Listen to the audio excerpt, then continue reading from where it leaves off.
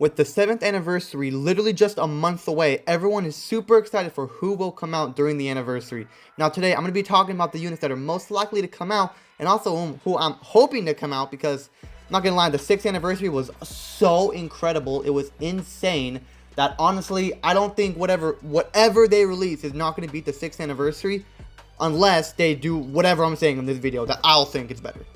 For part 1 of the anniversary, I think they're most likely, and I do think they should release back, like, the whole Synchro Gauge thing. Literally, they released Fusing Super Vegito, Fusing Gogeta Blue, and then never brung it back. They have brung back certain mechanics in that slot, like the Beam Cannon, but they've never specifically brung back the Synchro Gauge. Now, a lot of people think that's a good thing, because they don't want to spam it. They could have done this with Zamasu, Shenron, they could have done it with so many different people. Thankfully, they didn't, and people were happy for it, but, like, I kind of missed the mechanic. I mean, these guys, Super Vegito is useful. Gogeta Blue, yeah, he went to go get the milk. But, come on. Like, literally, bro. Literally, come on. Where is the Synchro Gauge mechanic?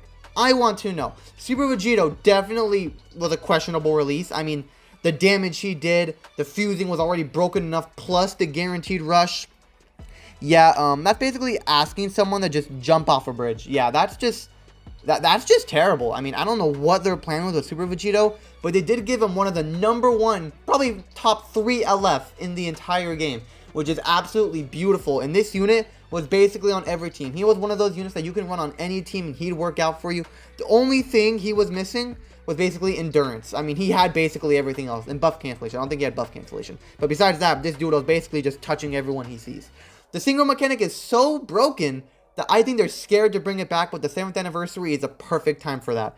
Now, for example, Fusing Super Saiyan Blue Gogeta, he was different. His mechanic was very good on his release because it was super dominated by unique gauges, especially about a month after when Super Saiyan 4 Gogeta released, when 30% of his kit was his unique gauge, and that thing was, 40% of his kit was his unique gauge, which was absolutely broken, and Gogeta was the only one at the game at the time to permanently nullify that. And that, at the time, was super good, but now we're in the meta where all of those counter unique gauges are basically out the window. Gogeta's basically useless because his whole mechanic is just not there. It's basically giving Vegito, you know how he has the unguessable Rising Rush, and then removing Rising Rush from the game. Boom, Vegito's absolutely useless. He can no longer be used.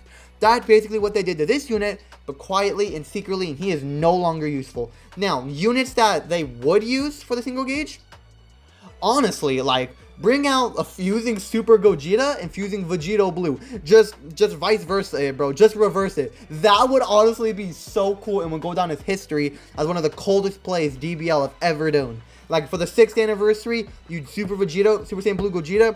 7th anniversary, Super Saiyan Blue Vegito and Super Gogeta. That right there is a play that I do not know why they haven't done.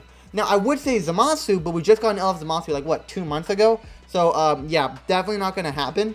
But, hey, I'm all for it if they do. I don't know how they would do it because it'd make no sense. Future's already pretty strong with Cell and all, but, hey, they could do it. They could do, like, a Super 17 kind of thing where they just basically just touch tips. But, no, it's not happening. It's that simple. It's just not happening. I think that's the only single gauge mechanics they can really do. Because, they could do, like, Gotenks, but, ain't no one want to see fat Gotenks. Let's move on. Now, if they're not going to do a synchro mechanic for part 1, I think it is perfectly fair for them to release Universe Rep. And this will come back later in the video, but it's good to start off with the Universe Rep unit, because I'm sure we are all expecting an Ultra MUI Goku at the end of the 7th anniversary of part 3. I'm sure we're all expecting that. But they cannot do that if Ultra MUI is the only good Universe Rep dude in the entire game. That just cannot happen. They have to release Universe Rep, and it's going to come somewhere in their anniversary. It has to, or else Ultra MUI will not work at all in this meta, especially if he's red. And probably not, because everyone else will just annihilate everyone. Listen, Ultra UI, Omen UI, this dude is hot. You can literally touch him and be like, oh, I'm trying to touch him. But he just do that dun dun dun dun. You cannot touch this dude. I'd rather touch Pan, first of all, because I can, and it's legal where I live. I live in Alabama, by the way. It's still legal, and trust me, it would just work out beautifully well. This unit on release was stupid. He was #1 in the game. It was close between a few other units. It was debatable. But this dude was around 90% the best unit in the game. His lock-in, the 3 ultimates, the damage, the lock-in. Oh, did I mention his lock-in? Oh, and he has a lock-in. He can dodge everything. Oh, he has a lock-in. He has 3 ultimates with his lock-in. Yeah, it's absolutely annoying in how strong this unit was. But now that I think about it, his meta was so not toxic. Like, not toxic at all. It's crazy. But I mean, they're going to release Universe Rep. They have to. They basically just literally have to. With Ultra MUI, it's going to flop. Kind of like every unit they release besides Daima. But like still, they're basically got to release it, or else this game is just going to be absolutely die after Ultra MUI. Ultra MUI is going to break the game, but he will not break the game as hard if you just don't release any Universe Rep. For part 2 of the anniversary, I'm also just going to follow up on Universe Rep. I think Universe Rep will also be in part 2 or part 1. It's going to be in one of them. Okay, it's going to be in one of them. So I'm not going to put the I'm not going to put the Ultra UI trailer on here because you just saw it. But it's going to be one of them. You get the point. He's going to be one of these. Now, besides that, I think they're going to put Daima in the anniversary. Yes, I know everyone hates Daima right now, and it's so annoying to fight them.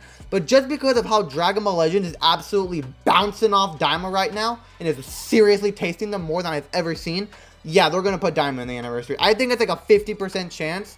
It depends how long Daima's going to run this game with this character. I'd like to see this character be better than Ultra MUI Goku. And honestly, they might do it because Legend of Super Saiyan 4 Goku is absolutely touching everyone in this entire game. It is terrible. I mean, come on. You can touch another Goku. You could touch Vegeta. You can touch Kudu. But don't touch Pan. That's my job. Like, it's my job, bro. Every day she gets older and it just crushes my heart that, you know what? It's good, though. Soon she'll be 18 and everything I say about her will be fine. Mostly. I'll be like 50 by then. 15. Age is just a number, y'all. You'll get that in the future. So, yeah, Daima's 100% coming. Get it? Never mind. But, yeah, Daima's 100% coming. I mean, it just has to. It has to. They're missing out on so many. They have mini Super Saiyan 3 Vegeta, mini Super Saiyan 4 Goku. They could do whatever the Goma, I think the villain was called. They can do the witch. Oh, that witch. Oh, the witch. I don't know what her name was. I completely forgot. But that witch was... Yeah, she might take Pan from me. I'm just saying, she's not taking no Pan. Pan's still on top. But, yeah, Daima's going to come. If they're gonna do anything with Daima, I really hope they should do big characters. I know there's a big update coming, I believe, right before the anniversary, and that will change the entire game and the anniversary. So it's gonna be absolutely insane. But hey, who knows? I'd like to see it. I'd really like to see it. Not gonna lie, I love Daima, but like I'm getting really annoyed of it right now. I already didn't like Daima when it was announced at the whole festival thing.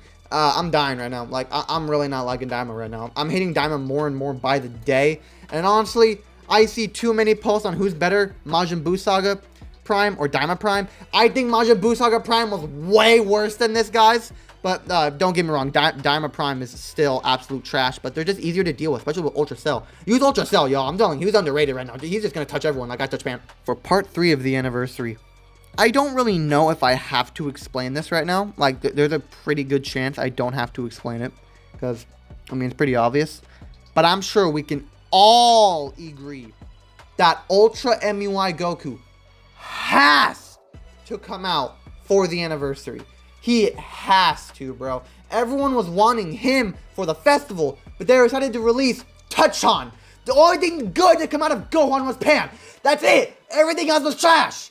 I swear, if Ultra MUI Goku does not release for the anniversary, I'm done. He's going to be super toxic. Yup. He's going to touch everyone in the game. Yup. He's going to be like Blue Beast going absolutely crush the game. Yup. But hey, if it's your favorite character, Ultra MUI is not my favorite character, guys. He's not. But like, he's one of my favorite characters. That's what I'm trying to say. And even though he will destroy the game, feel free to touch me any way you want, bro. I cannot wait to feel your wrinkly log. I'm going too far with this. Yeah. They're going to make this dude super broken. They're going to give this dude 10 ultimates. They're going to make this dude have 3 Vanish recoveries. Hopefully, they make his unique gauge not be able to gain back so easily like they did with Ultra UI. That was the one thing they did very good with Ultra UI. I mean, you can't get it back on green. Can't get it back on normal cards. You can't get it back on blues. It's all those good things that made his unique gauge more easy to deal with. Do I think they'll do that with MUI Goku? No, they're definitely going to make him get it back in a huge way. That's absolutely crazy. But I really hope they don't. Hopefully, they keep it chill. I mean, that's what I hope for. Now, if they don't go with Ultra MUI Goku, if they somehow don't, now this can go for part 1, part 2, or part 3, I think that they finally, and I mean absolutely finally, have to release a Game Originals character. Bro, where is Game Originals? I believe it released last, 2023 festival? And then everyone's expecting it for the 6th anniversary. Nothing. Everyone's expecting it for the next festival. Nothing. Nothing since then, bro. We've got like what? I think like a chalet or something like that. That's it. That's literally it. They have no another Game Originals LF besides Goku and Bardock or Gokok, whatever you want to call them. That's literally it. It's actually so sad. Where is Game Originals? If I had to pick between a Game Originals character and Ultra MUI, give me Ultra MUI. But I mean, like, out of everyone else I mentioned on this list, give me a Game Originals character, bro. Like, really. Give me Super Saiyan Pan. Give me 18-year-old plus Pan. Please, Toshi. Daddy. What was his name? Yuta? Oh my god, I'm gonna die. Slow, painful death. Subscribe.